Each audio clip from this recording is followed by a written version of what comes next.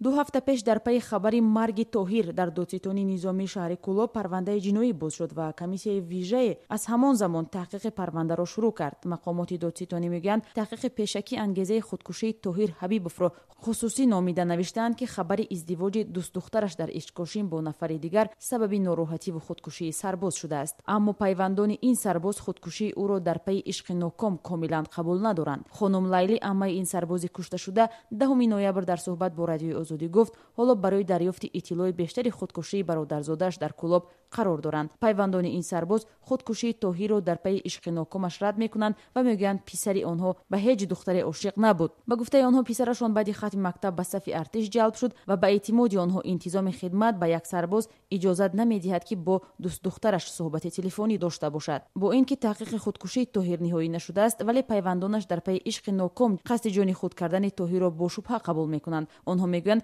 аз қисми ҳарбие ки Тоҳир онҷо хидмат мекард дидан карданд ва мегӯянд шароиташ хуб аст. яке аз пайвандони ин сарбози кушташуда бидуни бурдани номаш гуфт: на масъалаи чӯй будаю на ягон мактуб ягон чи нест аст.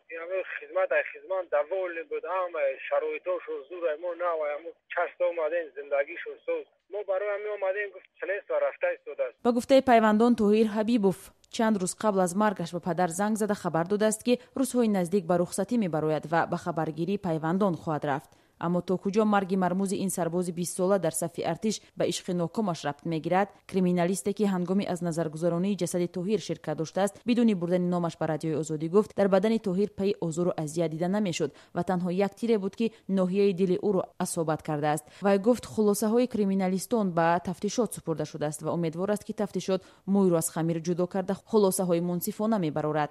Фаридун Маҳмадализода, сухангӯи вазорати дифои Тоҷикистон, 10 ноябр дар суҳбат бо радиои Озодӣ гуфт баъд аз худкушии ин сарбоз додситони низомии Кӯлоб парванда боз намуда ҳанӯз таҳқиқи он ниҳоӣ нашудааст. ин ҳамсӯҳбати мо гуфт: масъалаи рафторҳои ғайри оиномавӣ ё ки даст задан ба худкушӣ бинобар масалан даст доштани як ҳамхизмат қариб ки аз бан барои ки дар тамоми нуқтаҳои фаъолияте ки сарбозон хизмат мебаранд камераҳои мушоҳидаӣ насб карда шудааст. навбардори фаврӣ аст.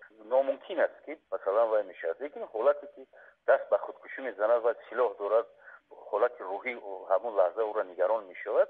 ҳолонки пеш аз оне ки масалан агар ба сарбоз силоҳ дода мешавад ва наряди хизмат фиристода мешавад, онҷа ҳастанд муовинои командир ва масъул бо сарбоз суҳбат мекунанд, ҳолати рӯҳӣ равониро ба назар мегиранд. созмони дафтари озодиҳои шаҳрвандӣ, як созмони ҳомии ҳуқуқи сарбозон, мегӯяд дар 3 соли гузашта ба онҳо ҳудуди 10 ҳолати марги сарбозон дар қисмҳои низомӣ ошкор шудааст ва аксари онҳо дар пайи бадрафторӣ ё азияти сарбозон рух додааст. ҳодисаи дигари марги сарбоз рӯзи 24 сентябр сабт шудааст. марги Маҳмад Қутбидинови 22-сола сарбози қисми ҳарбие ки муталлиқ ба горди миллӣ дар ҳудуди шаҳри Роғун ҳам худкушӣ гуфта мешавад. пайвандони ин сарбоз ҳам ба радиои Озодӣ гуфтанд ки сабаби даст ба худкушӣ задани Муҳаммадхоҷа барояшон муаммо ҳаст. танҳо ҳамхидматонаш гуфтанд ки қабл аз худкушӣ ӯ бисёр асабонӣ буд.